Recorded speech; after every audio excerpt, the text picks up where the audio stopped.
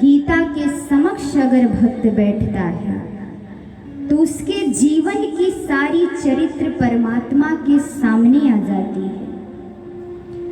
वो पूरे जीवन में अपने हर दिन हर क्षण क्या कर रहा है, पाप कर रहा है, चोरी कर रहा है, छल कर रहा है, कपट कर रहा है, सब कुछ परमात्मा के समक्ष आ जाता है। अगर आप अपने मन में किसी के लिए गलत भावना भी लाते हो तो वो भी परमात्मा के सामने आ जाता है। इसीलिए संत क्या बताते हैं कि जब आप परमात्मा के भागवत के समक्ष आकर बैठ जाओ तो किसी के लिए गलत विचार मन में मत लाओ। भक्त कई प्रकार से भगवान का नाम लेते हैं, ध्यान करते हैं। कोई विभोर होके भगवान का नाम लेता है, जो संसार की उसे चाह नहीं होती है, माया मोह से छूट करके वो उस बंधन को तोड़कर भगवान के समक्ष आकर बैठता है। विभोर होके वो भगवान का नाम लेता है। बोर होके कैसे सुनना हुआ, इच्छाएं नहीं है, मन में आया चलो कथा में चलते हैं, देखते हैं व्यवस्था कैसी है, संत कैसे आए हैं, संत कथा कैसे श्रवण कराते हैं, कथा हमें कैसे सुनना चाहिए। शरीर का त्याग करके मन को रखकर।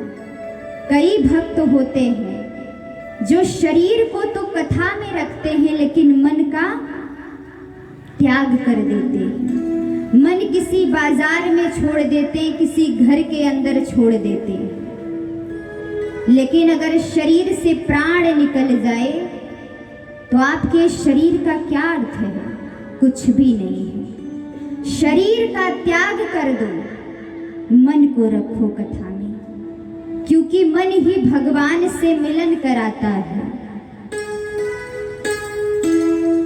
भगवान का जो नाम लेता है, जब आप तीर्थों में स्नान करने जाते हो तो स्नान कहते हैं, स्नान श्रवण पान और दान, ये जो भक्त करता है उसी का कल्याण होता है। अर्थात आप पहले गंगा में स्नान करिए, उसके बाद संत दर्शन करिए सर्वप्रथम, उसके बाद क्या करिए, श्रवण करिए अर्थात कथा को श्रवण करके उसे पान कर जाइए अर्थात ग्रहण कर जाइए। उसके बाद अंत में क्या करना है, दान करना है। उसके बाद ही अपने आश्रम जाना चाहिए। नियम से हर कार्य हमें करना चाहिए।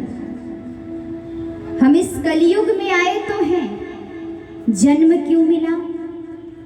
कभी विचार किया भक्ति कब करनी चाहिए? ये शरीर क्यों मिला है? कभी विचार नहीं किया। जब ये मानव का शरीर नहीं मिल रहा था तब भक्त बार बार भगवान के चरणों में विनती कर रहा था कि हे प्रभु मुझे एक बार मनुष्य का ये शरीर दे दो। क्यों? क्योंकि ये पता है कि मनुष्य का शरीर पाने के बाद, पृथ्वी पर जाने के बाद ही ये अमृत रूपी कथा हमें प्रदान हो सकता है। ना ये द्वापर में मिलेगा, ना ये त्रेता में मिलेगा, ना ये सतयुग में मिलेगा। अगर ये कथा आपको मिल रही है तो सिर्फ कलयुग में मिल रही है। भगवान ने पूछा और तुझे मैं मनुष्य बना दूं तो पृथ्वी पर जाके क्या करेगा? भक्त ने कहा हे प्रभु हर श्वास पे आपका नाम होगा, मुख से मैं आपकी भजन करूंगा, आपका नाम लूंगा। लेकिन इस कलयुग में आने के बाद सब कुछ भूल गई। जो सच्चा भक्त होता है